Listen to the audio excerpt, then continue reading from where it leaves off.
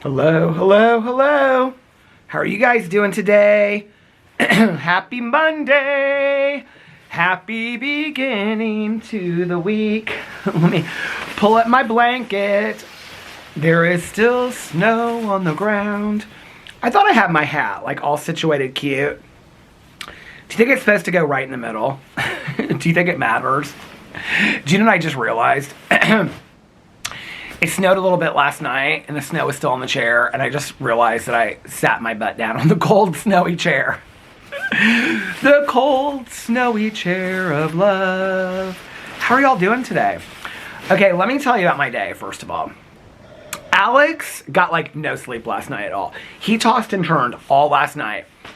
When I finally came to sleep, which is like, I came to bed early last night to read. I read so much last night. I finished a book last night. I've got so much to tell you about the reading. But anyway, when I came to bed, he was like tossing and turning. I was like, are you okay? He's like, I feel like I've gotten like an hour of sleep. So he was so tired today. So he just got home, probably, what time is it right now? I'm uploading a video right now. My 1,000-pound sister's video. So I can't look on here. He got home about 20 minutes ago and he went right upstairs to bed. And I said, are you going to watch a show or something? He goes, I may just go to bed for the night. He goes, I am so tired. He was like, I don't know why I couldn't sleep last night at all. And then, I feel fine. But when I was filming my drama video today, I don't know. Maybe God didn't want me to make the drama video. But I felt like I was losing my voice. I kept on being like, I kept on feeling like I was losing my voice. I talked to Tanya and she's like, this always happens to you like when the weather changes. I was like, what do you mean the weather changed like 3 days ago? She's like, no, when the weather changes, she's like, if it's like really warm, then she's like, your voice gets like all crackly and stuff like that. I go, does it? She's like, yeah, you always say you're losing your voice when the weather's changing. The last time I said in a video, can you guys hear it? I feel like I'm losing my voice. Like half of you were like, I don't hear it. No, Peter, you always sound like a 16-year-old valley girl that grew up and sounds like somebody's grandma that smokes 5 packs of Reds. You always sound like that, Peter. Anyway, I feel fine. I feel great.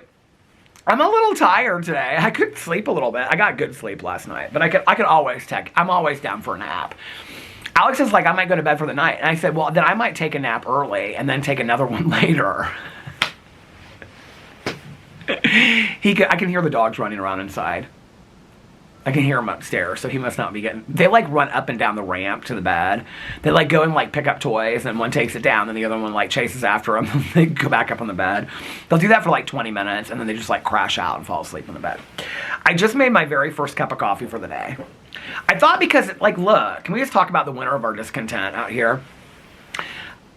Alex was like, I thought you were, like, so excited about winter. Not. I said, no, I'm ready for this. I'm ready for summer. I'm doing my countdown to the pool. Like, I'm ready for this to be over. As I speak, there's like a snowflake here and then a snowflake there. There's like, I can count. There's 1, 2, 3. There's like little snowflakes everywhere. But look, this is literally should be the cover of The Winter of Our Discontent, the book. Isn't it so sad looking? Anyway, and my butt is cold. It's not as cold as I thought it would be. I have sweatpants on. I thought it would, like, soak them through, but I guess it didn't. Well, there wasn't that much snow. And it's windy. Do you hear that out here? They called the wind Mariah. My mom used to always say that. I don't know why. Do you know what's funny is, I took these acting classes back in the day. Have I ever told these stories before? So, I should show you guys the pictures. Well, first of all, I made my very first cup of coffee for the day, and I felt like I needed some color. Because I didn't wear a colorful jacket underneath there. I had the shirt that I filmed my videos on, which I only filmed 2 videos today. Because I knew Alex was coming home a little bit earlier because he was tired. So I just wore this blue shirt. And then this is my walking jacket that I walk in every day.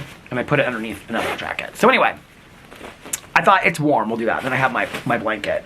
It actually doesn't feel super, super cold out here right now. So...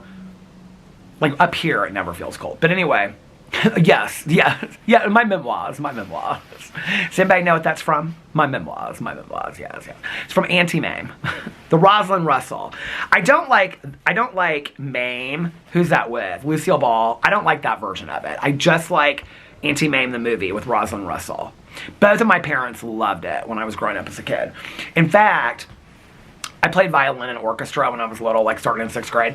And my dad, oh, you know what? I was like, did I not bring out my gloves? I did, 'cause my hands are getting a little cold. My dad, at my very first orchestra concert, oh, no. You know what it was? I had a, how do I remember this stuff? I had a duet that I did in, it would have been like 3rd grade in choir, to supercalifragilisticexpialidocious, if you, so anyway, I had a duet that I sang with this girl. She and I became good friends. I'm still friends with her on Facebook, which is so weird because she moved to Arizona when, I just saw the other day, she posted something. Oh, she posted pictures of like when she was in high school, because we would write each other back and forth. And she ended up like in high school, like her boyfriend in high school. This is like what Facebook does to you when you're older, okay? I still have, I think, in the basement, oh my God, I'll have to find him and send him to her. I still have pictures of her senior prom when she went with this guy. And we had the same haircut, she and this guy. And she's like, don't you think it's so funny? Because she's like, I used to have a crush on you in elementary school because we both did this choir duet together for supercalifragilisticexpialidocious. I can't remember how it goes, obviously, because it was 3rd grade, but it was something like, when I was just a lad, the wisest words he ever spoke was da-da-da-da-da. Anyway, that was my solo. And my dad stood up at the end of it, and he goes, bravo, bravissimo. And then he gave me this card. I'll finish my dad's story first, and I'll tell the other story about this girl. So anyway, but my dad gave me this card, and it said, congratulations. And it said, because my grandpa had died, a couple years before. And he said, Grandpa and Auntie Mame would be very proud of you. Because I loved that movie, Auntie Mame, when I was a little kid. It's not very appropriate for little kids, but my parents never cared about shit like that. So anyway, I loved that movie. My parents loved that movie. So anyway, but this girl that I had, I can't tell you her name, but I should probably keep, I don't know if she went, she's a school teacher today too, and that's so funny. But anyway, so when I was like, I think she moved after our 5th grade year to Arizona. I don't even know how we kept in contact through high school. I don't remember. Maybe she came, I don't remember. God, that's so weird that I don't remember. Maybe, I don't know, but we wrote each other all through high school. All through high school we wrote each other. And now it's snowing a little bit harder. Oh God, out East Coast, have you guys seen those videos? Oh my God, they're getting a blizzard out there. The guy that we met, the couple that we met, who watches my vlogs, I know he's watching this right now, in Mexico, they're so nice. We're thinking about going to Charlotte with them. So anyway, but he was sending me videos last night. He was like, you would love this, of him like taking his dog out in the snow and stuff like that. But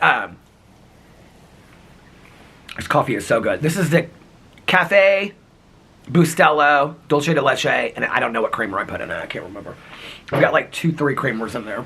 The Trader Joe's creamer I really, really like. And I'm uploading a video, which is why I can't look at the weather on my phone right now. I've got 6 minutes left. No, 12 minutes left of my 1,000-Pound Sisters video. Anyway, she and I both had this duet together. And I feel like we had another choir duet together. Oh my God, I can totally see her at that age. She had always freckles and real dark curly hair, and she still does to this day. But anyway, so we wrote each other all through high school. She moved to Arizona. She moved to Scottsdale. And I remember when I first saw that movie, Can't Buy Me Love, I always thought of her when I watched that movie. Can't Buy Me Love. Because she was like very popular in high school, and she would send me these pictures of all of her and her friends, and I always thought of like, the movie Can't Buy Me Love. Anyway. But then we kind of like lost touch with each other for a while. I think she went to ASU and we lost touch with each other. And then like when Facebook came around, I remember we became friends with each other on Facebook like early on. But anyway, I saw this thing the other day and she posted these pictures and I was like, oh my God, that's her senior prom picture. I have that picture in my basement. It was so weird, my train of thought thinking this. She posted it on Facebook and I was like, oh my God, that's the guy. Because she was posting these pictures. Okay, so she got divorced like 20 years ago. And then she was single for a while. And then, I love stories about people, don't you? Like 6 or 7 years ago, she got together with some guy that she had dated like years before. Like I knew that because she put posts up about it. She wouldn't like go into that length. She's not like one of those people, like paragraphs. I love when people post paragraphs on Facebook, letting the whole world know their life story and then it has 1 like on it. It's like, nobody cares! Nobody cares about my life either, but people watch my vlog, so maybe people do care. I don't know. The other thing I cannot stand, and if you post this is some bullshit, okay? When people post this whole long thing, and at the very end it says, and if you made it to this part, it means you care about me, repost it and reshare it. I never do. I never do. I'm like, no, that was a trap. That was a trap about me wanting to read. So I was really invested in hearing some life story about you. And then you post this stupid thing because you'd had too many drinks at 3 o'clock in the morning just to see who would reshare it. I'm not that bored. I'm not bored that I was reading your shit on Facebook, but I'm not that bored. So anyway, did y'all hear about the stuff that's going on in Puerto Vallarta? Oh my God, that's so scary at the airport and stuff. We have a couple friends of ours. Actually, one of our friends had just flown back the day before. They live in Florida, a couple that we know. There's a lot of people right now that I know that are in Puerto Vallarta. I see like their stories and they like can't leave or anything like that. Scary. So anyway, this gal, like, she posts these pictures. I don't know when she posted them. It was like a couple weeks ago or a week ago. But I was looking at it, because in high school, like, my hair was like shorter on one side and longer on the other. He and I had the exact same haircut. It was kind of the River Phoenix haircut. And she was posting this picture, and I was like, oh my God, she sent me a picture of her senior prom, of like her and this guy at senior prom. Because she was like, don't you think that you guys look alike? We did look a lot alike, which is kind of weird to me. I'll tell you why. Because I was like, so she posted this picture, and at the bottom, there's like this older guy, and she's like, I can't believe we met each other or found each other again 6 or 7 years ago, and now we've been together all this time. And I look at this picture on the bottom, and this guy looks so much like me. And it's the guy she went to senior prom with that, like, after being married and divorced and having kids, after being single all this time, like, they re-met up again. Her senior prom date. Isn't that so cool? The guy that looked kind of like me, and like, I'm looking at this picture, and we look so much alike. I'm like, this is so bizarre. Like, in another world, this could have been me. But anyway. So, hi, how are you? Now I'm feeling better. See, I felt like I was kind of losing my voice. Maybe I just needed a cup of coffee. And I needed my allergy medicine.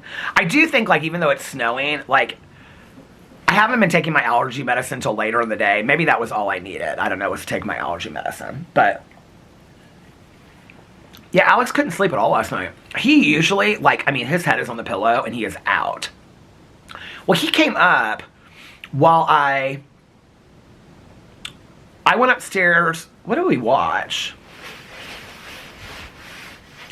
Oh, he watched. So I came back from my walk and he was watching a movie, and I was like, it was some old-timey movie, and I was like, what are you watching? And it was Nosferatu, the new one, the remake of it.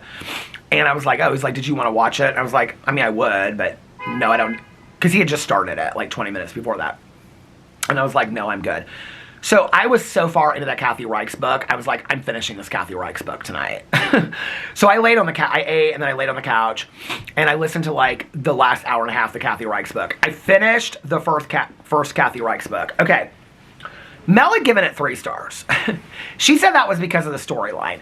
She loves the character of Tempe Brennan. I like the character, but kind of, I don't know. She just kind of feels like a know-it-all a little bit. I will say this, by the end of the book, I was like, because throughout the book, I think also, it's a book that needs to be listened to or read very quickly because, well, you can tell it was an old Audible version. You can hear the pages turning in it. Oh my God, they just listed like the 2 best Audible narrators of 2025, and Julia Whalen was one of them. I love Julia Whalen.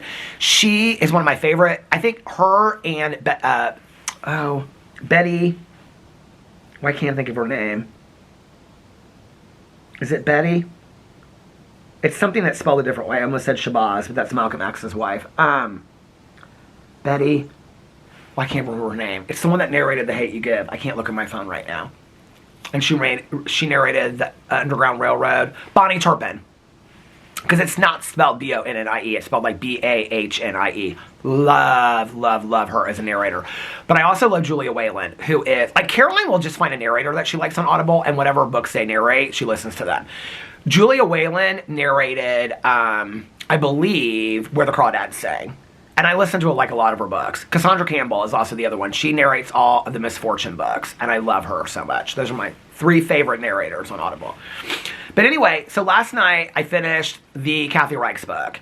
I don't love the character, So I said to Mel, I said, well, she goes, what'd you think at the end of it? And I said, I don't love her as a character. I don't know. She just kind of seems a little arrogant. She goes, I love her as a character. I go, well, you gave it 3 stars. And she goes, for the story. I go, oh. The story is very confusing. It's very convoluted. There's a lot to the first one. I looked up last night, and apparently the Bones TV show, which I may start watching here real soon, is just based on the characters. Like, it's pulled a little bit from the books, but not entirely. So I guess you can watch the show and not, like, the books won't ruin it. I wanted to read the books first before I watched the show, because I didn't want the show to ruin the books for me. So I got done with that last night. I'll be honest with you, I'm glad that we're reading the books this year. After I finished it, the end of it was definitely a lot better than, like, once I was just sitting there, like, listening to it for, like, well, I listened to it on my walk, and then I listened to it when I came back. I mean, it was like 2.5 hours I listened to it last night and finished it. And then I really liked it. But I think it's meant to be, like, read that fast. Like, I don't think you can read it over 3 weeks like I did. So then I took a shower, and I took a nap. Then I took a nap. And I read the Franklin Christopher. I read a little bit last night when I took a nap. And then I heard Alex, like, it was weird, because, like, I woke up, like, I took a long nap last night, like 2.5 hours. I laid down early. I can't remember what time it was. But, I mean, earlier than I usually do. Sometimes I lay down as late as, like, 11:30. So I lay down earlier than that. And at one point, I thought I heard Alex, like, going outside. And I was like, where is he going? So I'm telling you this because this is why he thinks he couldn't sleep last night. So I get up. He had come upstairs, but he was, like, still up when I was waking up from my nap or something. And I asked him what he had watched. And he said he finished that movie, and then he watched the first 2 episodes of Lincoln Lawyer, which I started last night, too, because I thought it'd give us something to talk about. Because he's the new season of Lincoln Lawyer. I started it, like, a week ago, and then I got, like, half the episode in, and I was like, I'm kind of bored of this. So anyway, I started watching again last night. I watched a lot last night. I read a lot last night. So anyway, so when I got up from my nap, I went downstairs, and I was, like, trimming the candles. I was, like, cleaning the kitchen. And I noticed in the trash can in the kitchen was a Taco Bell bag. So today, when he was like, I couldn't sleep last night, I was like, did you have Taco Bell? And he was like, yeah, and I think that's part of why I couldn't sleep. He's like, my stomach was, like, rumbling. I was like, yeah, because you ate Taco Bell at, like, 11 o'clock last night. He goes, I know, but it was so good. And I said to him just now, like, before I came out here, I go, did you want Taco Bell because of the Lincoln Lawyer? And he started laughing. He's so like me. Like, if I watch a show, like, if I'm watching a BritBox show and I'm drinking coffee, and they're drinking tea, I will go inside. I will throw the coffee out and make a cup of tea. Because I want to drink a cup of tea while they're, like, do you know what I mean? In a show. Well, in the Lincoln Lawyer, I don't want to ruin it for anybody, but Mickey the attorney, oh my God, that guy is so good looking, first of all. Nev Campbell, I think she's going to be heavy. She's his ex-wife, and she's in all the seasons. But I think she's going to be really heavy in this. Don't tell me if you already know. But anyway, he's eating these tacos at the beginning of it. And when I was watching it last night, I was like, oh my God, tacos sound so good. And they're soft tacos. And Alex loves soft tacos. And so when I saw the Taco Bell bag last night, I didn't click it at first. But then when I was watching the Lincoln Lawyer, I was like, oh, that's why he got Taco Bell. Because he like was watching this episode. And Mickey was eating soft tacos. And so Alex was like, I want Taco Bell. Now it's all clicking for me. Does this make sense? The cozy mystery is solved, honey. The cozy mystery is solved. This keeps on making me think, when I'm looking at this, because my hair is white, that I have, like, a baseball hat turned around, like a trucker hat turned around backwards, and this is my hair. This is what it feels like. Anyway. So last time when I got from my nap, took the dogs out. Oh, my Lord. They were so crazy last night. They were running inside around the house forever, playing. Finally, they just crashed out. Well, so I started last night, because I finished a Kathy Reichs book. So I was going to start the second one, which is called Death du Jour, I think. The first one's Deja Dead, because I've got to finish all 4 of them this week. That's not going to happen, to get caught up. And the James Patterson books. But I was like, I got to listen to something else. I've been listening to this Kathy Reichs. I cannot go right into another Kathy Reichs book. I just can't do it. Like, I want to listen to something, like, to get me back. I feel like I'm kind of in this Audible slump. I was like, I got to get out of this Audible slump. So I really, really, really wanted to listen to the Laura Dave book, which is the sequel to the last time I saw him, which is called the first thing he said to me or whatever. So I started listening to it last night. It's like 7 hours and 50 minutes long. So the show is with Jennifer Garner on Apple TV, and the second season I think just came out or is starting to come out here like in a couple weeks. So I definitely wanted to finish the book before the new season comes out, because the book was fantastic.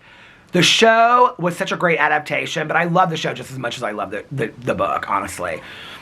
So I started it last night. You guys, I sat there and made myself clean stuff in this, I almost said apartment, in this house. I'm like looking to see if this is done yet.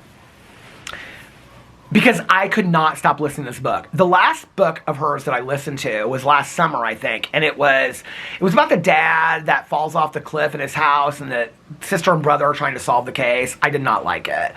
This is so good, you guys. This is like so much like the first one. Tanya said she loved it. So I was like, oh, sometimes Tanya and I don't like the same books. She was like, no, it's so good. It's like the first one. I'm like halfway through it already. I have like less than 2 hours left to listen to this book. So it got me back in my Audible thing. But then I was like, I want to sit here and read for a little bit because I need to get back into the paperback reading. So I sat and read. I got it all. Did I show you this yesterday? I got it broken down how many pages I have to read a day to get these books finished by the end of the week, by March 1st. So I read some of Identical, some of Anna Green, I almost said Anna Green Gables, Anne Frank. I read that Dennis Cooper book, Sluts. I read like 20 pages of that. That book is very bizarre. Like, I'm so intrigued with it, but it's bizarre. I will tell you, it is. Dennis Cooper is not for the faint of heart. I'm just going to tell you it right now. Like, it's a hard book to read. And then I read, what else did I read? I read something else. Oh, the Freedom McFadden book. Oh, no, that, and I also read 2 chapters in the Nuclear Dawn book. That will be probably the next book that I finish, because I think I only have like 4 chapters left. That's the Kayla Stone book. I was looking through all of her books last night, and then, you know how like I have like books I've read, well I have that on Goodreads, but you know how like I made a list of cozy mystery books series that I'm reading? I also made a list of apocalyptic book series that I'm reading last night. I did that. And then I watched 1,000 Pound Sisters and I took notes. So since I laid down earlier, I got up earlier last night. So I watched 1,000 Pound Sisters and I took notes last night. And then I had an episode and a half of, what did I watch while I was, because I paused the book while I was eating, like 15 minutes of it. What did I pause and watch? Oh, Secret Lives of Mormon Wives. I mean, this season's not bad. The last season. Tiny's like, is the new season out? I go, no, girl, I'm just trying to get caught up on the last season. I've got like 2 episodes left of that. I might finish that today. But I watched 1,000 Pound Sisters and took notes, and then I finished From Darkness, which was a 2015 miniseries. I liked it. It ends real sad. It was good. It wouldn't be my top recommendation on BritBox at all. Tanya's having a really hard time getting to Shetland. She's like, I want to watch Shetland so much because you talk about it nonstop. She's like, but I just can't get into it. She goes, but I watch an episode and then like 3 days later, I go, you cannot do it that way. You have to watch like episode after episode after episode. I was like, what's that noise? It's like a plane. So after I finished From Darkness, that was when I started Lincoln Lawyer. And I watched the first episode of Lincoln Lawyer. And I did not order Taco Bell, but it did sound good. Especially when I connected the dots. Now I'm kind of wanting Taco Bell tonight. Because Alex said, he goes, yeah, my stomach hurt all last night. I go, probably from the Taco Bell. He goes, I know, but it was so good. I want Taco Bell so bad! I also want to read a lot tonight. Well, I want to finish, I might finish that Laura Dave book tonight. And I want to get heavy into the Lincoln Lawyer. Well, while Alex is gone, I'm going to binge watch a lot. So I got kind of, today I was going to film videos on all of my channels. That was my plan. So I had a drama video to film. I was going to do, okay, I'm going down my list. Drama video, Peterism's channel. I had my meditation books already in the bedroom to film. I had a review I was going to do, these baton cookies.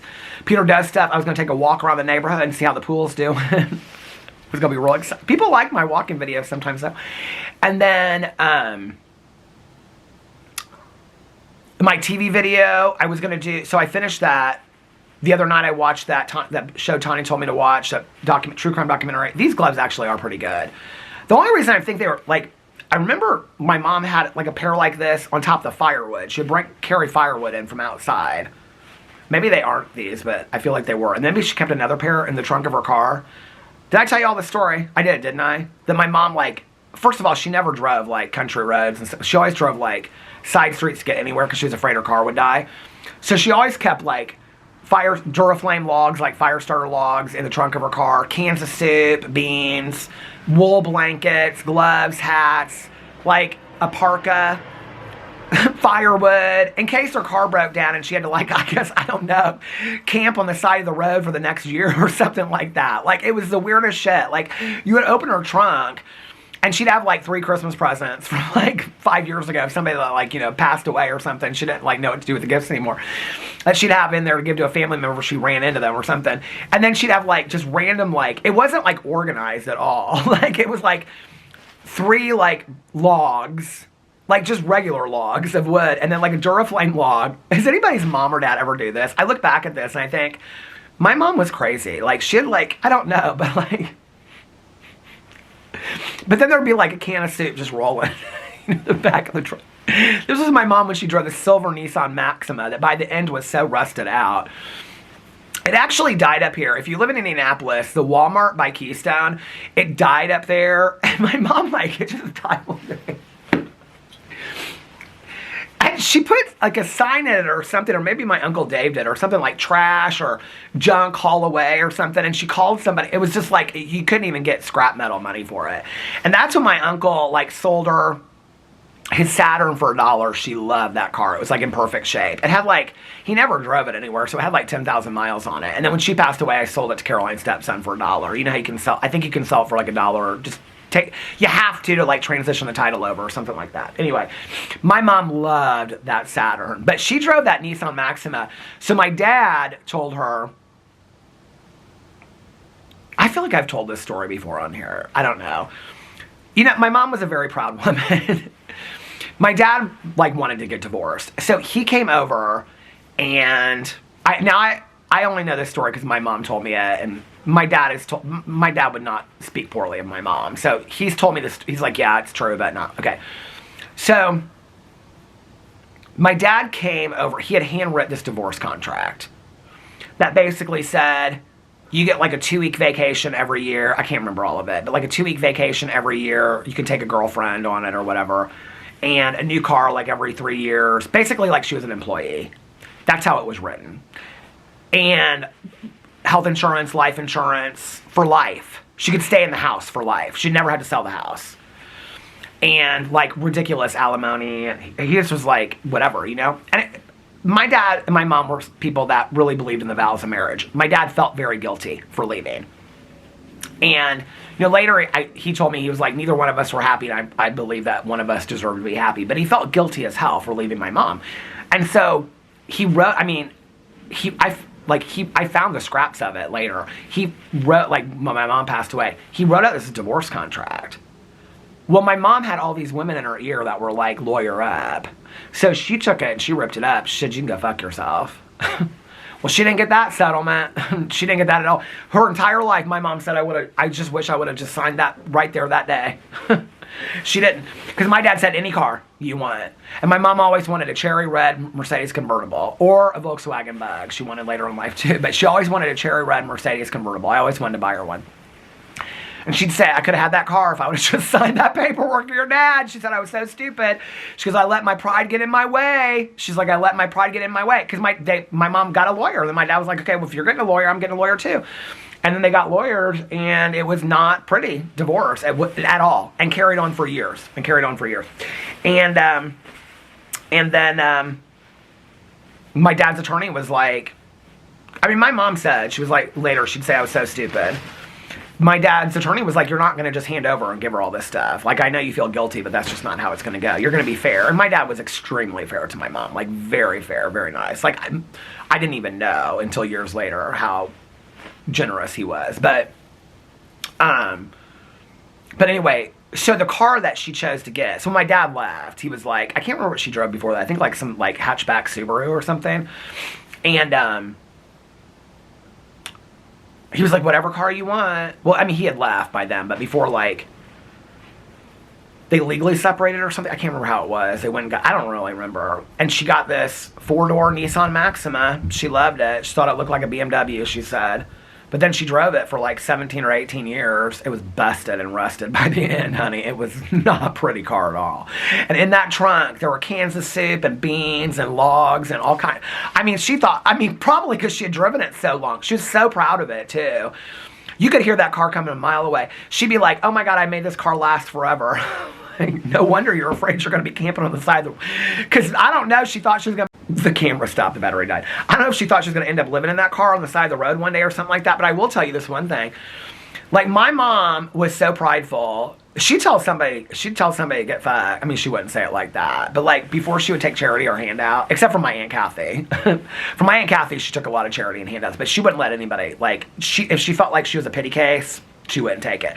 And later in life, she'd say, I should have let so many people help me.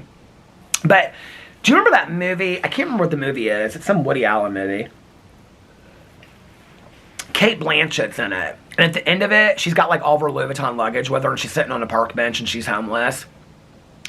I think it came out after my mom passed away, and it won like an Academy Award or something. And I remember my Uncle Dave and my Aunt Kathy being like, we were so worried that was going to be your mom. And I was like, what are you talking about? And they were like, we were so worried your mom was going to be like this homeless person living on a park bench, because she wouldn't let anybody help her, but she'd be living out there with all of her nice luggage and her purses. Like, that would have so been my mom. But she wouldn't let anybody help her at all, ever. Like, nobody ever. My dad through the years was like, always wanted to help her financially. No, I don't need your help. She was so prideful, and she definitely needed people's help. I didn't even know how much help my mom needed until she passed away. Like, I really didn't get it. So anyway, but yeah, my mom had this Nissan Maxima, this old, God, I should call Caroline, tell her about that.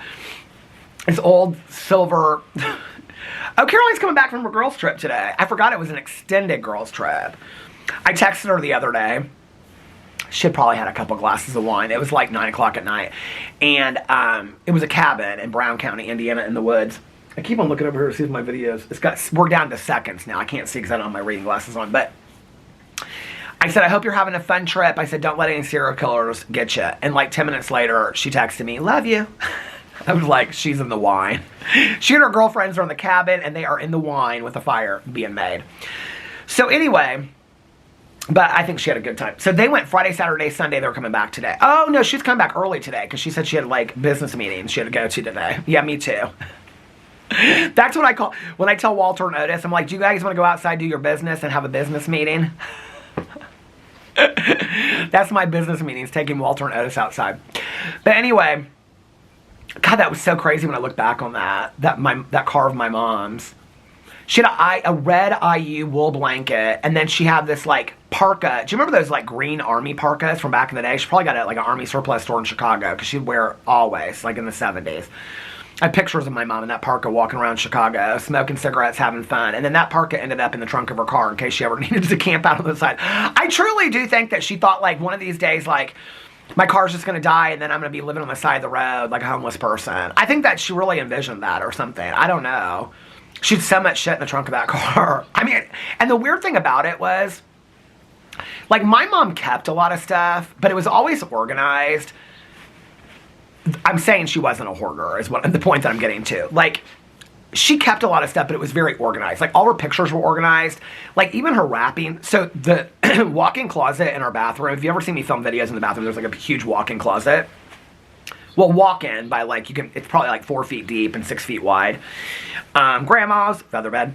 But anyway, she had a big table in there. And it was, like, a butcher block. Isn't that what they call it? Like, kitchen table. It was our kitchen table in our house that I lived in when I grew up. And then she had it in there, and it was a wrapping station. But, like, her wrapping station was very organized. Her basement was very organized. Like, everything was organized. But she kept a lot of stuff, like cards from 20 years ago and stuff like that. But she wasn't a hoarder. She just was... But anyway, I don't know. But there was a lot of stuff to go through when she died. I don't remember what happened to the stuff in the trunk of her car, though. I don't think that stuff made it to the Saturn. I don't know. She loved that Saturn so much, though. She'd always say... it's kind of snowing heavier now. Okay, my video's done. So let me go in here and we'll look at the weather. She would always say... I kind of miss these conversations with my mom. I'd be like... what did you... Well, first of all, the time is... We'll do a time and temperature check. It is 5:33 p.m. I have a feeling my husband is fast asleep. Do you hear this wind?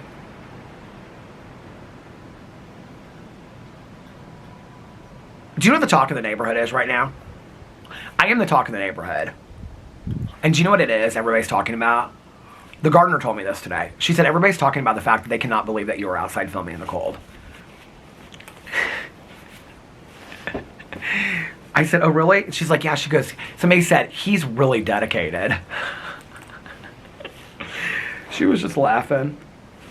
Anyway, it is 27 degrees outside, and it feels like 16 degrees.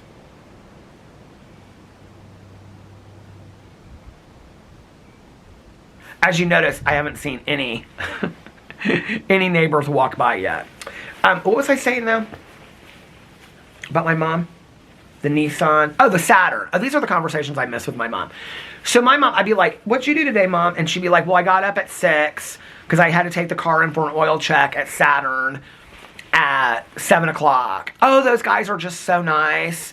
You know, I took my car for 18 years. You know, I had that Nissan Maxima for 18 years and just died that one day by that. Well, it wasn't a Walmart then. I can't remember what it was. But anyway, it just died that one day. Can't believe it. After all those years, that car was such a great car for all those years. Oh, I should have got that cherry red Mercedes. Your dad said I could have any car I wanted. And I was so stupid and so vain. I said, no, I'm going to take a Nissan Maxima and go with something cheaper. And she's like, and look at your stepmom. And she drove Mercedes and Porsches all these years and Range Rovers. Well, she got what I didn't have, and I'm happy for her. But I should have got that cherry red Mercedes. Your dad said he would have bought it for me, but no, I was too proud and too humble, and so I let him get me a Nissan Maxima, and then it just died one day. If it wasn't for your Uncle Dave, I wouldn't have a car at all.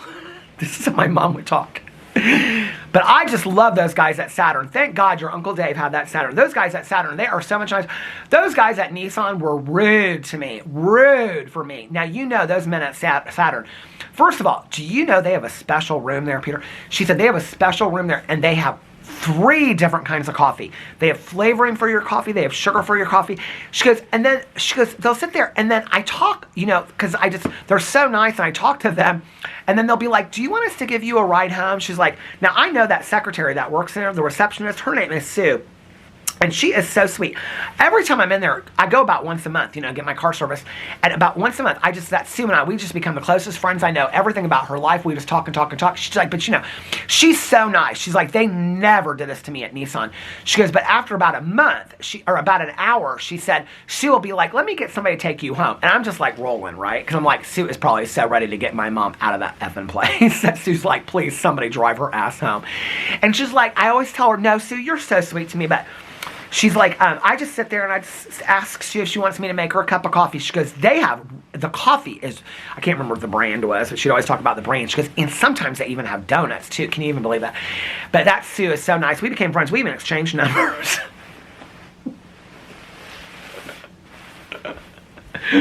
My mom did not know a stranger. When we would go to the casino, Valerie would say that to me. Sometimes to overcompensate, if you have social anxiety, you'll understand this. Like, social anxiety, like, I get real nervous if I'm going in. Typically, like, I do better with strangers than I do with groups of people that I know. Or if it's a group of people where I know, like, out of 30, I'll know 4. I don't know why. If anybody has social anxiety, I mean, I've talked to my therapist a lot about that. He's like, you're afraid of being judged by people that you know. I'm like, okay, maybe. Maybe it goes back to when I was younger. I don't know. I can go into a group of 100 people that I don't know.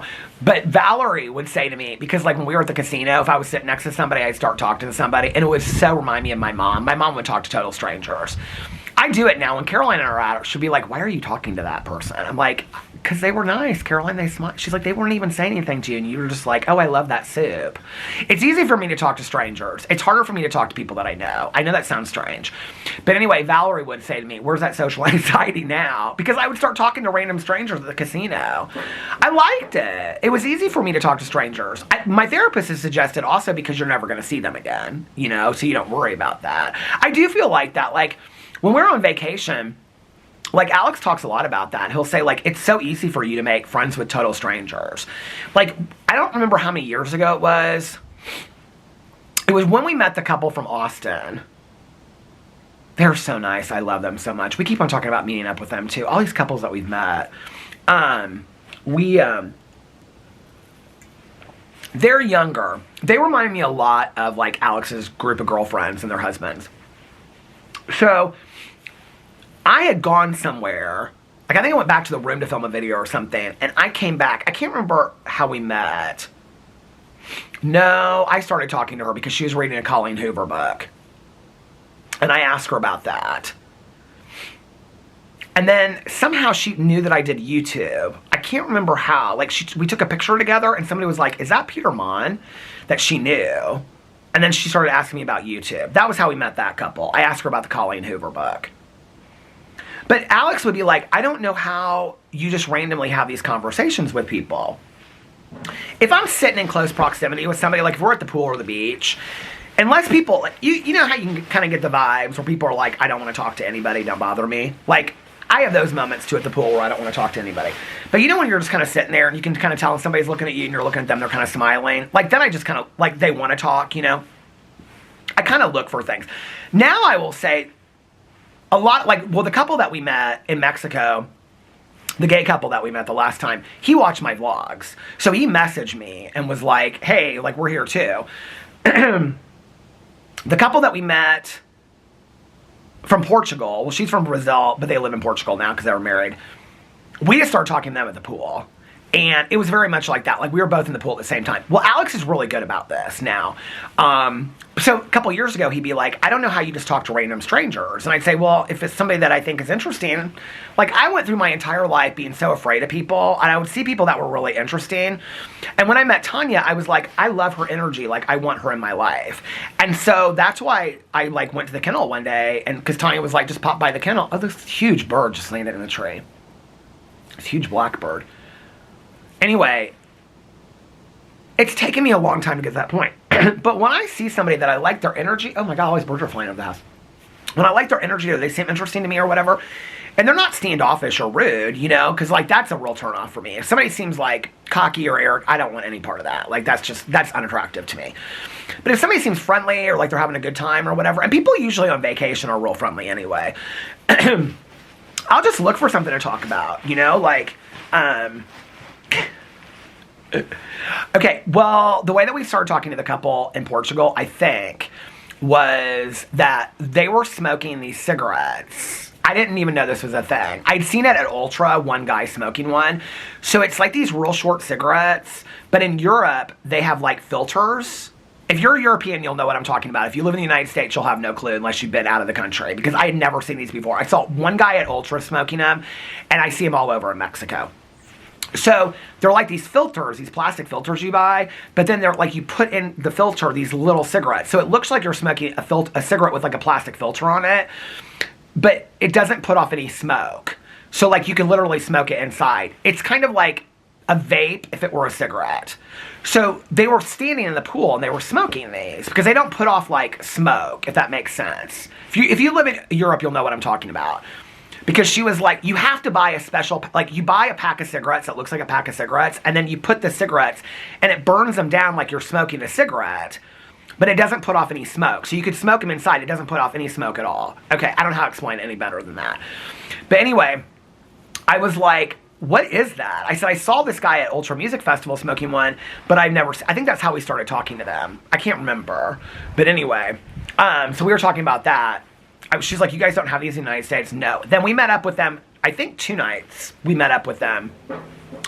And, yeah, and we still talk to them. They're super, super nice. Most of the couple from Manchester, that's probably the closest couple we got to because we were with them the longest in Mexico. They had gone to Tulum and stayed in an Airbnb, and then they came to the resort. And we were with them for like 5 days. And then...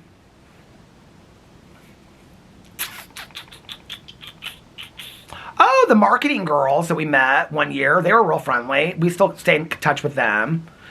I still follow all these people. The people from Louisiana that we met when we went to Dominican Republic. But anyway, Alex said to me one day, he was like, because Alex is definitely extroverted and I'm not. He was like, you would think I would be the one that would have an easier time talking to strangers. He was like, how do you do it? I said, if it's somebody that I want to talk to, I just like randomly will be like the couple that we met from Indianapolis, we were just, I think he and Alex were both signing up for the New Year's thing, and she and I were in the bar, like waiting to go to our rooms. And so we were just sitting next to each other, and I said, are you from Indianapolis too? Because we had like raced off the plane with them like to connecting flights. And she's like, yeah. She was like, we saw you on the plane too. And I was like, oh my God, two couples here from Indianapolis.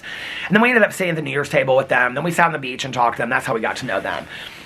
I'm not afraid to do that. Like, I feel like life is short anyway. I've gotten to the point where I'm like, life is short anyway. When I've taken those opportunities, they've only turned out fantastic. I've never had an opportunity like that where I met somebody. I feel like right now Cody Brown saying experience and opportunity in Sister Wives. But anyway, I've never had an opportunity like that where I met somebody and I'm sure I have, but I mean, not in the last 10 years. I don't, like, this is the other thing. It's not like I do it rampantly. Like, I don't just go to everybody. Like, if I was sitting by the pool, it would probably take a couple hours before I would start talking. I would have to feel it out. Like, are they friendly? Like, I wouldn't, unless we were to stand in the pool and somebody started talking. If somebody started talking to me, oh, then that's a different story. But I wouldn't just all of a sudden go up to somebody and start talking. Like, that's not me. My mom was very much that, but I wasn't. So Alex was asking me one day, he was like, how do you just like randomly start talking to people? I'm like, I don't know. If it's somebody that I want to talk to, I'll be like, talk about their book that they're reading or something like that. I do ask people a lot about the books that they're reading. Oh, the woman that we met, she and her husband, that he was Native American and they ran like a restaurant and a bar in Oklahoma. We started talking to them because of their books. She told us their whole life story. I loved them. That was in Mexico the last time. At Ultra Music Festival, Alex is actually better about that because people will just start talking about DJs, like what DJs they were wanting to see and stuff like that. Or you're waiting in line, so you're just kind of talking to people waiting in line and stuff like that. Yeah. I feel like also, like that's only enriched my experiences of going on vacation. Because, you know, like back in the day when we didn't do that, really the couple from Manchester was really the couple that kind of turned it around for us because they were like the first ones that we really met.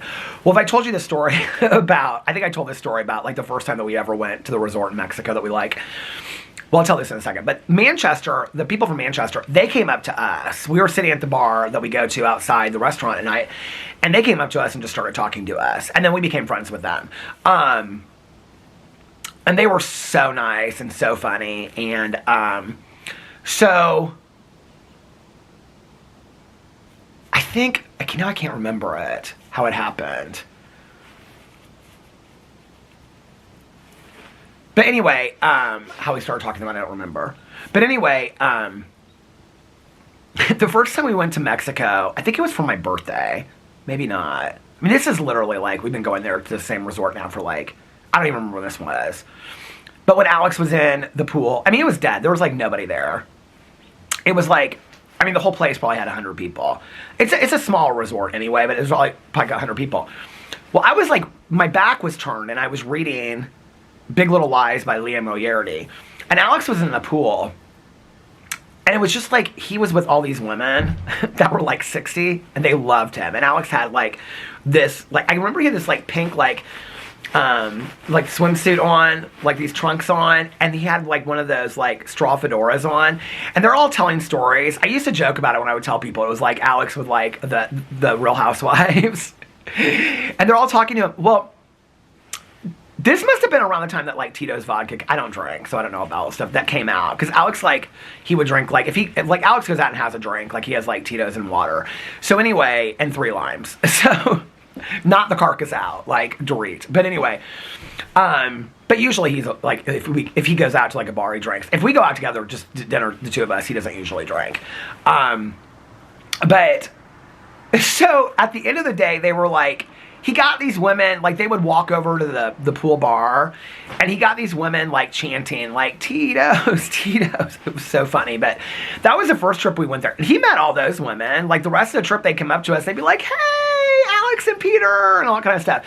But he asked me a couple years ago, he was like, how do you just randomly talk to people? Like, I wish I could be more like that. I'd be like, well, if we're sitting on the beach or by a pool, it's not like I go out of my way. Like, if we're sitting next to somebody and they just seem nice, like, I would start talking. And I don't think like, oh, we're going to be best friends 5 years from now. Like, I might just randomly start talking to somebody because I'm bored. You know what I mean? Like, Alex can sit and listen to music for 5 hours. I listen to like a half an hour of a book. I walk in the ocean, walk in the pool, and then I get kind of bored. And so I start talking to people. You know what I mean? Sometimes I don't, you know? Like, Alex actually in this last trip, like at the pool one day we had a cabana, and I sat in the cabana and I just kind of like, I was listening to Atmosphere by Taylor Jenkins Reid. So the battery went to the halfway mark. I brought another battery with me though. So anyway, that was the last time. So but I will say it just enriches the trip to meet people, because then we'll be like, I mean, we know their names. I don't refer to them as like the Portugal couple or the Manchester couple, or like, you know, like, I don't know if I should say where the gay couple are from. Oh my God, their house is gorgeous. Their life is gorgeous. They are so nice. They are so nice. Anyway, the thing that's so funny about it is that you spend a very short period of time with people. Like all of my friends, like, I think this is where it started too. Like Alex has one of his very good girlfriends and her husband. Like they've gone on vacation. So a couple years ago, I think they went to Hawaii. I can't remember where they went. But they were there by themselves, just as a couple. We've been friends with them from, like, when Alex and I started dating, he was working with her, and they were just dating. And then they got married the year after. And there goes Laura. I think she's got euchre tonight. So anyway, that was a loud book club the other night.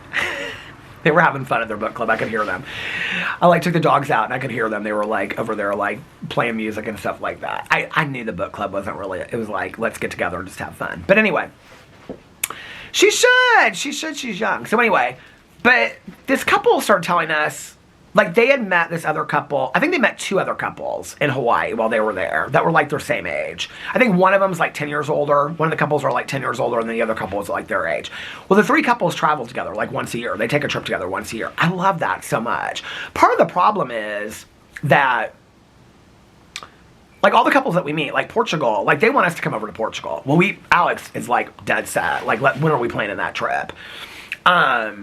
The gay couple that we met, they live in the States. Like, it would be real easy to travel with them. The other couple from Austin, they travel all the time. But, like, we always want to reconnect in Mexico. So, we will someday again, all these people. Probably the one that we'll connect with is, I mean, we had just such a blast with the gay couple. And their belief system's very, like, similar to ours. They're a very traditional gay couple. And married and feel very similar to us on everything. So, I think, like they would be a really fun, they like the same kind of hotels as us. They like very nice hotels and restaurants and stuff. He texted me and was like looking into different restaurants or something in Charleston. So anyway, maybe this spring or summer. They just got a new dog too. Their dog passed away not too long ago. And I felt so bad for them. And so they just recently got a new dog. After we got Otis and Walter, so they're not wanting to travel anytime soon. I know he watches my vlogs. I feel bad. He watches my vlogs every day, so you know who you are. They live a very glamorous life. Not a glamorous life, but like... Well, they're both from, like, the UK, and, like, I can't say more than that, but, like, he's always got, like, the hunter, like, you know, like, boots, like, in Shetland and stuff like that. I don't know, I just live for I'm like, I want, like, come decorate our house for Christmas. He could give him, like, our shithole of a house. No, I love our house, but their house is gorgeous, and the pictures and stuff like that. He's always like, I'm like, you have such a beautiful life. He's like, no, I don't, blah, blah, blah, whatever. But they were so fun. It was so interesting because... Like, when we went, like, met up after dinner that night, we went to the pool and we sat by them at the pool and talked for a long time. And then after dinner, we met up that night. I think they were leaving the next day. And that's the other thing. Like, on vacation, we always meet people and they just have, like, one day left. Like, the people from Portugal we met. And then we sat with them the next day at the pool. And then that night we hung out with them at the bar. And then they were leaving the next day. And, like, we only have, like with the people from Louisiana when we were in Dominican Republic, like, we met them... like all day on that excursion, then came back with them, and after dinner hung out with them that night, and then they left the next day. We were so sad. We were like, where are our friends, you know? So it's like, I like to meet people like as soon as we get there and be like, how long are you there? A lot of times now when we go places though, some of these people are there for like 10 days to 3 weeks. That's the vacation right there, I'm telling you. But anyway, what was funny about it was when we went, because the one that watches my vlogs, I mean, he and I, like, are very similar, and we connected very much, but I ended up talking, like, his husband reads a lot of the same books, so he and I were talking a lot about books and stuff like that, and Alex ended up talking to the one that watches my vlogs a lot, so it was kind of funny when we were sitting out there, but they are super, super nice guys. So yeah, it's just nice to meet people, and I like to meet people and hear people's different, like, life experiences, and what they, you know, I don't know, what their lives look like, and where they came from, and all that kind of stuff. It's interesting, you know? So, yeah, I've never met anybody on vacation that's rude about it, like, talking to them. I've met people on vacation that, like, after, like, at the bar, like, well, Ultra is interesting, because, like, when you're walking back from Ultra, or, like, at the hotel at night, like, whatever, like, everybody's talking about, like, the experience. Like, they're so everybody's, like, on the way back, they're like, oh, what was your favorite set? Like, and it's, like, an Ultra Music Festival also, like, this is, like, I mean, it's one of, like, I would say the more mature by age music festivals. Like, it's not like Electric Forest, which is, like, hippies in the woods and stuff like that. Like, I think it's a lot of younger people. Or, like, EDC is a lot of younger people. Ultra, like, there's a lot of people that are, like, 15 years older than me that go to it. Like, a lot of European people go to Ultra. Because it's a lot of, like, I mean, David Guetta's older than me. A lot of those people are, Tiesto's my, like, age, stuff like that. So it's a lot of people that are a lot older than me, you know what I mean? It panders to a little bit of a more mature crowd. Like, I definitely would say, like, 40 to 60. I mean, Alex is 41. So it's kind of fun, and, like, you're talking to everybody about that. In Mexico, and, like, when we go to Miami, like, after Ultra, like, when we stay in Miami and we're there, like, definitely, like, if we're out at some place, like, once people start getting drunk, they get a little irritating. I don't know. Miami is, like, hard. Like, when you're sitting, like, on a beach, on a resort, and you're isolated, and you're going to see the same people every day on the same beach or at the same restaurant, then it's kind of like, hey, it's good to see you again. I mean, we meet a lot of people that we don't, like, that we'll sit by the pool and talk to you for, like, a half an hour, and then we'll see at the restaurant. We'll be like, hey, it's good to see you, but we wouldn't, like, I wouldn't call them lifelong friends. We've gone to the resort and seen people time and time again that were there before, you know? There's one server that works there. We love her. And she's been there every year that we've been there. She actually didn't start in the restaurant that she works in now. She started by the pool. And, like, she and Alex speak a lot together, and, like, we know everything about her family and her kids and everything like that. And when we left the last time, she started crying, because she's like, I don't know when I'm going to see you guys, because we didn't know if we were going to come for New Year's or not. And she started crying, and Alex was like, you started crying first. I was like, I know, I love her so much. I don't know, it's just really, you know, I think that's a lot about traveling.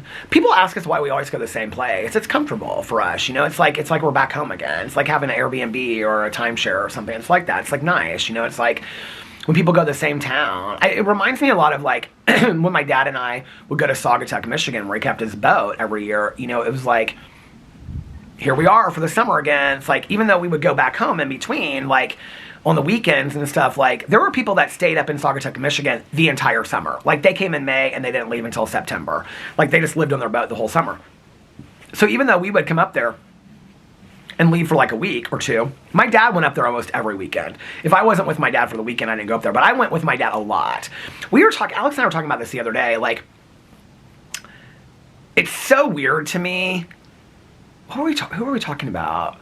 Somebody, I can't even remember the story now, but somebody was like, they couldn't do something because it was their weekend with the kids, and the vice versa, the other parent wouldn't switch because blah, blah, blah, blah, blah. This is how it's written and whatever. My parents were never like that.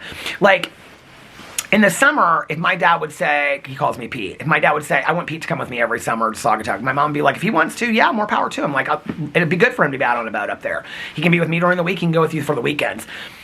You know, my parents never fought over weekends and stuff like that. Like, I can remember I was with my dad a lot when he was on call on weekends, because my mom would, like, want to go do something with her girlfriends. My dad would say, just have Pete come with me. Like, I'm on call anyway. It's not like I'm going to do anything. I remember my schedule was, I was with my dad on Wednesdays and every other weekend. But it wasn't strict, like, at all. And to be honest with you, my parents did not get along. Like, my parents... Like, I hear all this bullshit on TV about co-parenting and we co-parent so well, blah, blah. My parents did not get along. My parents did not like each other. My parents were very civil in front of me because they never wanted me to know that as a child growing up. Like, they were not, like, I can remember 1 or 2 incidences when I was a child of my parents arguing in front of me, and that's it. But, like, when I was older, I obviously knew. But when I was younger, I did not clue into that at all. I feel like this is almost at the 30-minute mark. If it stops at the 30-minute mark, I'm going to change the battery really quick, and then I don't even know what time it is. I'll change the battery because it's at the battery's been at the halfway mark for a while. Then But when I was growing up, like, my parents did not like each other. They were not ruthless to each other. They never ever bad talked each other to me ever. In fact, my mom would say things like, "Your dad provides for us. He's a fantastic father. He loves you." You know, my dad would say, "You don't ever speak poorly about your mom." Like, they were very defensive about each other. Like, they never spoke poorly about the other one to me. They never. Okay, change the battery. I'm trying to hold on to my last thought, but as I'm like sitting here and I'm like changing the battery, the church chimes in the background are going off. And it's always the doorbell that I had at my house growing up. So I'm like, is my mom listening to me? But she would be proud of me saying this because I really do feel this way. Like, one of my biggest pet peeves is, and I'm not talking about abusive situations, okay? Restraining orders and I'm not talking about that. I'm talking about run-of-the-mill divorce. When parents weaponize their kids and their kids' love for another parent against them, I don't like that at all. My parents did not like each other. They did not need to use me as a weapon to hurt the other parent. Like, I cannot stand when I will say I'm not a parent. I don't tell my friends how to parent, but there have been a few times in some of my friendships where I've said to my friends, not in front of their kids, but later I will say, don't do that. Please don't do that. And I lost a friendship over that because she was like, don't tell me, blah, blah. I said, you and your husband broke up because you guys were not in love anymore. Blah, blah, blah. You don't like his new girlfriend. I understand that. You don't like, this is years and years and years ago. I said, they have a great relationship with their father, okay? He didn't do anything to them. He didn't do anything to you. It wasn't an abusive situation. It was nothing horrible like that, okay? The things she would say about their father in front of him, that son of a bitch and blah, blah, blah, whatever. I mean, my mom called my dad an SOB one time in front of me, and I was like, she never did that, ever. That was one time. Till my mom passed away, she always spoke highly of my dad. My dad was probably the last person that went in the room and had an individual conversation with my mom. She was in a coma. And years later, you know, like, I said to my dad, like, what did you go into the room and say to mom? Because he told us all to get out. He was in there for like an hour. And he said, I apologized to her for, you know, not being what she wanted me to be, and told her that she was a great mother and thanked her for giving me you know, and it's like, I don't know. Like, I just don't understand it. I just don't understand why parents have to do that. Like, my parents did not get along. Like, I can remember being worried in high school about my parents being together, and especially because my mom was an alcoholic, and I was like, if she had too much to drink, like, what would she say to my dad? And she never even did that. She never even did that, went off of my dad. Like, I mean, maybe once or twice, but, like, I didn't want them at school functions together because I was afraid she would do that, and she never even did that, you know? But that fear was in my head. They knew better. My mom always spoke highly of my dad till the very end, and could have not. And my dad always spoke highly of my mom until the very end, and could have not. Like, they did not get along, and didn't like each other. Their love for me overpowered their need to say some shit about the other person. You know what I mean? Like, I don't understand that. I'm not talking about in severe situations where you do not want your child to have a relationship with that person because of what harm they've done. I'm not talking about that. I'm talking about, and that's an extreme situation, and I understand that. You can also still have, and I'm talking about around kids that are 4 and 5 years old, that they don't understand the implications of what you're saying. You know what my mom used to say to me back in the day? Because she had a friend of hers that did that too, and maybe I learned it from my mom. I don't know. She'd say, that child is going to have a completely different reputation or relationship with their father. My mom and I would have this conversation like when I was in college with this friend of hers that went through it. This friend of my mom's talked horribly about her ex. And she'd say, you need to let your child develop their own relationship with their other parent, because it might be a completely different relationship with them, and your relationship might have changed, but you've already done the harm.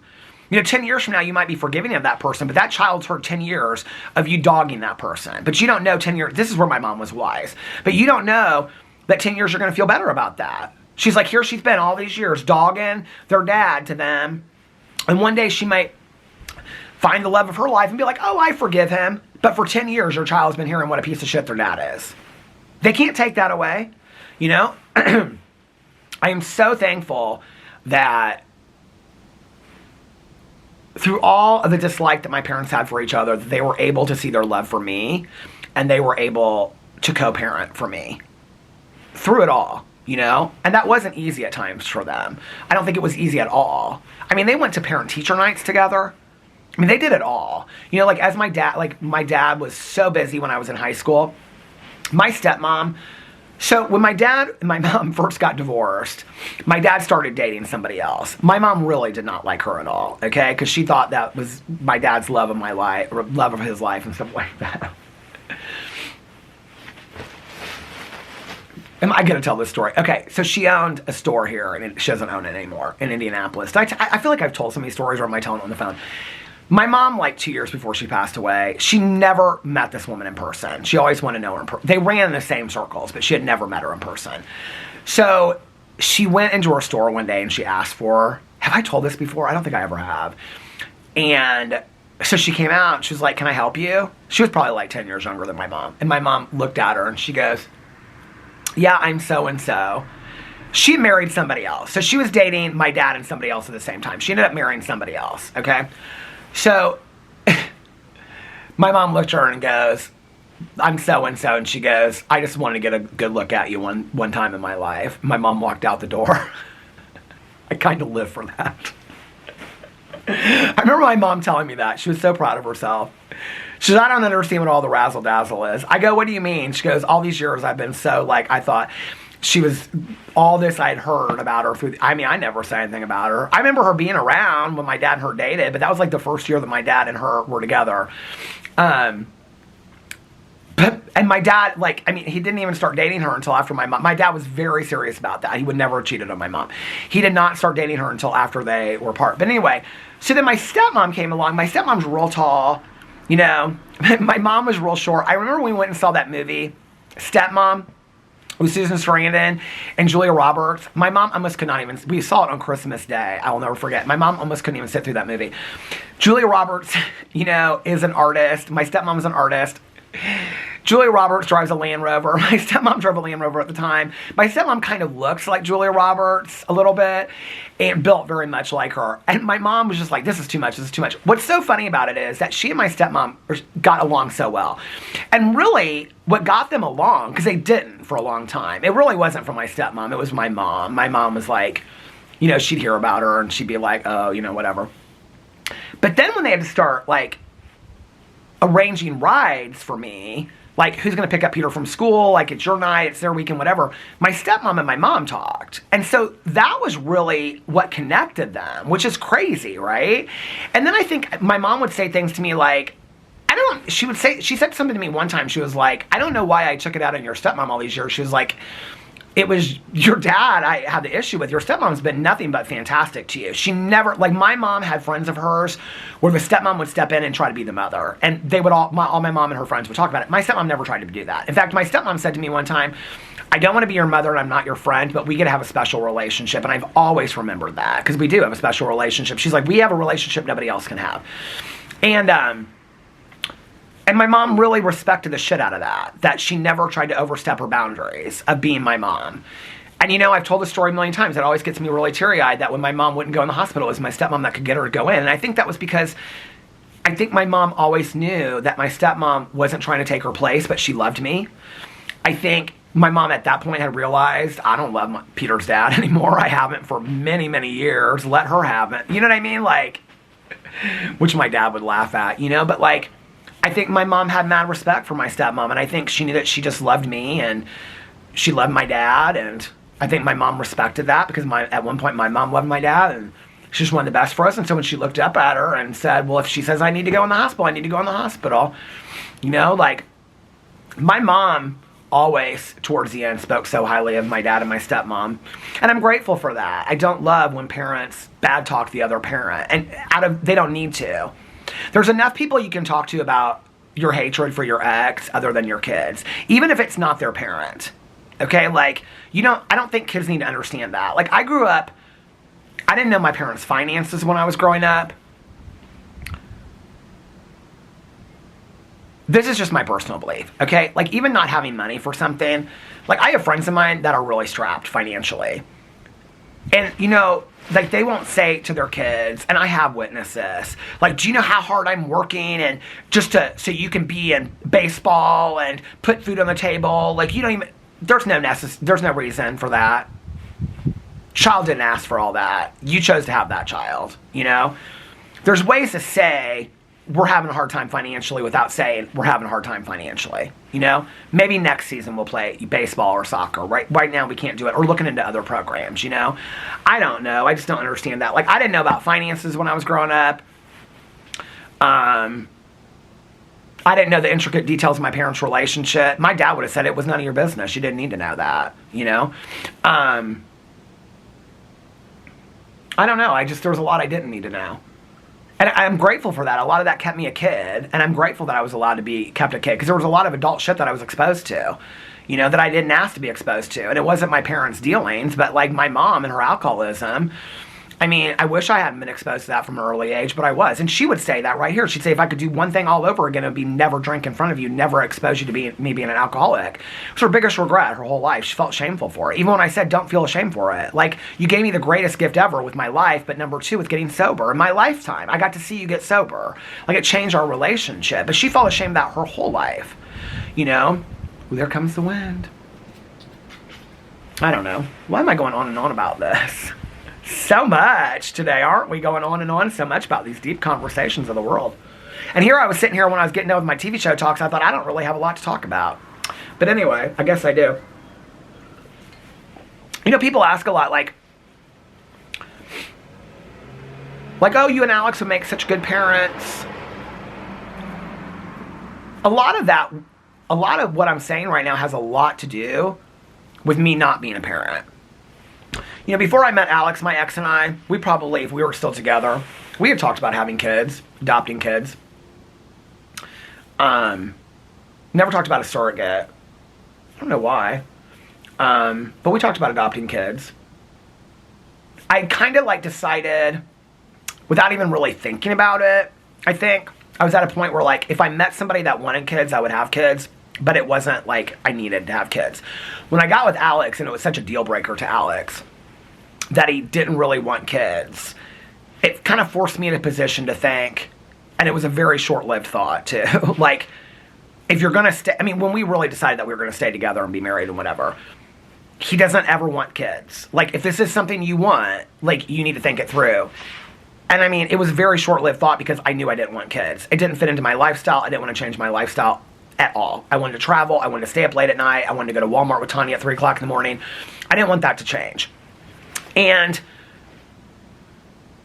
I knew that. And I knew that. And one of the reasons was I knew that if I was going to be a parent, the kind of parent that I was going to be, I wouldn't live in this neighborhood. There's one child that lives in this neighborhood. And his mom, he lives way in the other neighborhood. And his mom's always like, I feel bad because he doesn't have any friends. I would feel bad too.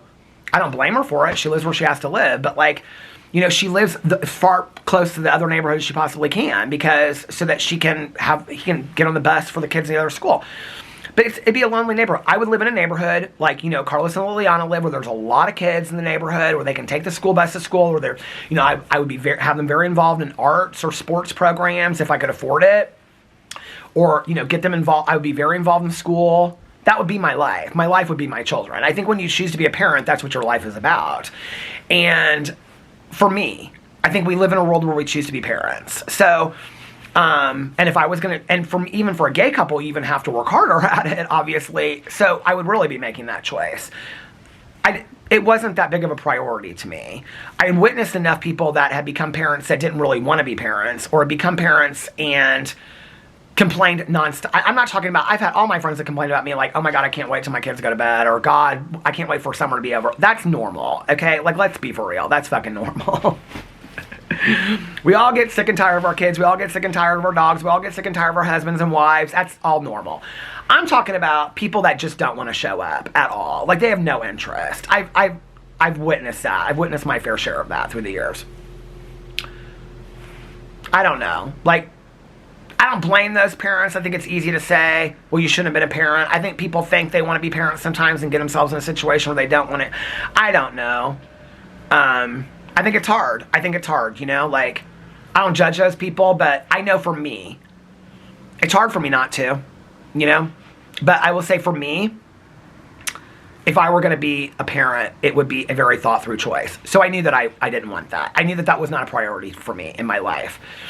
And honestly, I wish people would think this stuff through a little bit more. People that, oh, I just want kids and the perfect family. I mean, that's the next, people say 18 years of your life. Fuck it is, 30, 40 years of your life. Caroline's stepsons are 38 and 40 years old. No, her stepson's older than Alex, 42 years old, 38 and 42 years old. They still travel with Caroline and Mike all the time. They're at her house every Sunday and Christmas. I mean, it's not just 18 years, you know what I mean? And they both have jobs and are self-supporting and pay. I mean, like, that's family, right? Like, you're going to worry about those people and go to the hospital and celebrate with them and cry with them. Like, it's not just 18 years of your life. That's family, you know what I mean? Like, and decide who you're having children with and what you want your life to look like. And I don't know, like, for me, that wasn't a priority to me. And you know what? It is even more now at 53, almost 54 years old. I think that was the right decision. I'm very grateful that that was the decision that I made. My life would look completely different. And to be honest with you, at 53 years old, I have friends of mine, I have male friends of mine that are still having kids right now, that have 25-year-olds and have like infants. And I'm like blown away. I'm like, you have an infant. You're changing diapers. I'll be honest with you. I think right now, if I decided to have children and that's what my life looked like, I think instead of planning trips with Alex, I'd be resentful as hell. I do. I think I would be. I think I would think, this isn't what I wanted. And I'm so thankful that I really, really thought it through. You know, and then I think that translates to, well, they don't like kids. I love my nephews. I absolutely love my nephews. All of my friends' kids, I have been very, very present for their life. It's why Tanya's son calls me his uncle. He's like, Uncle Pete Pete. I've been very, very present in all of my friends' lives. Graduation parties, birthday parties, holidays, you know, brought them little candy and gifts, you know, been there for family dinners, you know, constantly checking up on them, you know, cards for spelling bees and things like that. I've been very present for all that stuff that I think is important, you know? I think there is so much, like, I think it's just given in our society that you're a good parent when it takes a lot of work. It really does. Just what I was talking about earlier, like not bad talking your ex. Like that takes a lot of work, especially when a lot of people that I know, the only person you're around is your kids. And so you want to bad talk, but they're the only people that are around. You know what I mean? Like I think parenting is one of the most underappreciated, underpaid, obviously, jobs ever. And it is a job and it is a career. And, you know, and then I've had so many friends of mine that like at 18, 20 years old, their kids just move out and they're like, they just feel like this is my entire life and now what, you know? And we don't talk about that, I don't think. So, I don't know. I have mad and admirable respect for parents, but I also think it's something people really should think about. I think because I'm gay, and because like if Alex were like, I want to have kids, like we would have really had to think about it. Are we going to do like, you know, a surrogate? Are we going to adopt? Like it would have had to have, and not that it isn't for heterosexual couples that have to go through, you know, all different kinds of ways that can't get pregnant. I understand it's difficult too. I'm just saying with us as a gay couple, that's already on the table. So, because I know it's really hard I've had my fair share of heterosexual couples that have had, you know, it's really hard for them to get pregnant as well. I understand that. I'm just saying as a gay couple, you're going into that conversation with that already being on the table because we're obviously not going to get pregnant. So you already know it's going to be a difficult journey. So then you think about, well, how bad do you want it? I have friends of mine that are gay couples that are fantastic, gay and lesbian couples that are fantastic parents. And they chose that to be their life. And their life does look like that. I think there's this misconception that because like even with my straight friends, like I have a lot of straight friends of mine. I remember my mom had this friend of hers.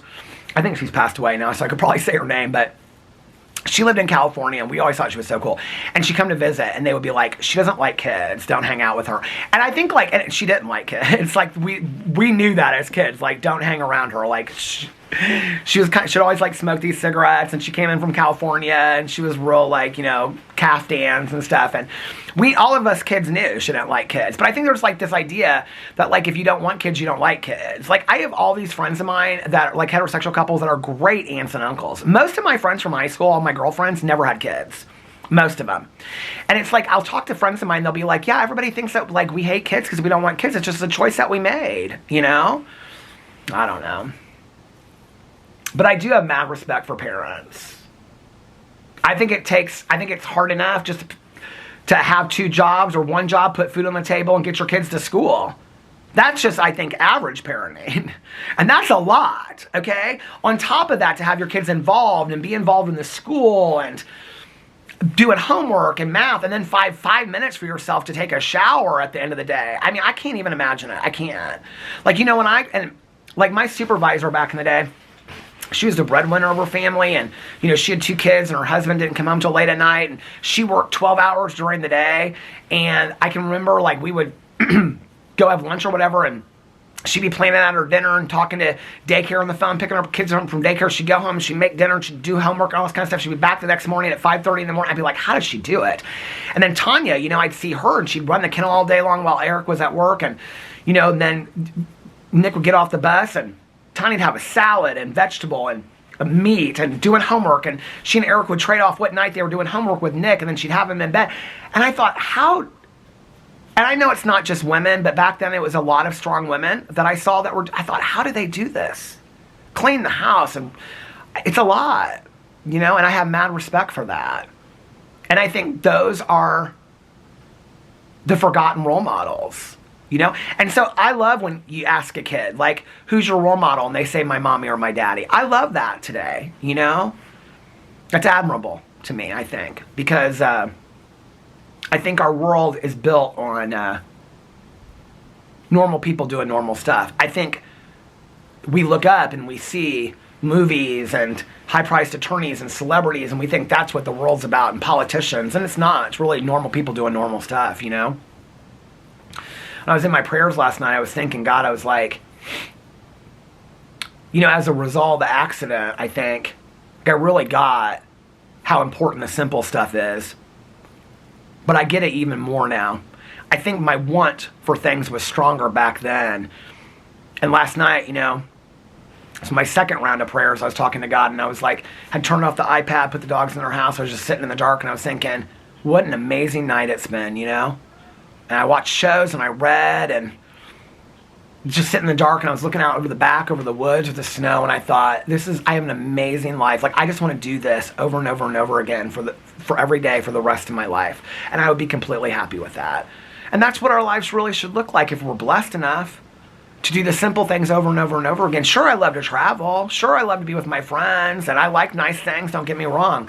But just to be able to do those things that make us happy over and over and over again. And for a lot of you guys, that's kids and that's family, you know? And, I don't know where this vlog is going. This has gone all over the place. I've spoken for, what, now an hour, 20 minutes? It's time for me to get off here now. This was a rambling, meandering vlog tonight. I love that people sent me that AI description of my video. Peter's meandering. Somebody is shouting down the street. I don't know who it is. Anyway, I hope you guys are having a fantastic beginning to your weekend, and I hope you guys are having a magically amazing Monday. Look at my cheeks are so rosy red. If nobody else has told you this today, I love you guys. Read the Laura Dave book. If you read the first one, you'll love the second one.